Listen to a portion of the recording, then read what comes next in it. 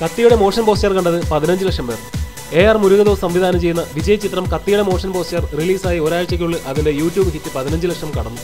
ചരിത്രത്തിൽ ആദ്യമായാണ് ഇത്രയും വേഗത്തിൽ യൂട്യൂബ് വ്യൂവേഴ്സിന്റെ എണ്ണം 15 ലക്ഷം കടക്കുന്നത്. അനിരുദ്ധ് ഈണമിട്ട തീം മ്യൂസിക്കിനൊപ്പം മോഷൻ പോസ്റ്റർ റിലീസായത് ജൂൺ 22-നാണ്. ഇത് റിലീസായ ഉടൻ തന്നെ വിവാദങ്ങൾ പ്രത്യക്ഷപ്പെട്ടു. ന്യൂയോർക്ക് ടൈംസിന്റെ പരസ്യവുമായി കത്തിയുടെ മോഷൻ പോസ്റ്ററിന് സാമ്യമുണ്ടെന്നായിരുന്നു ആരോപണം.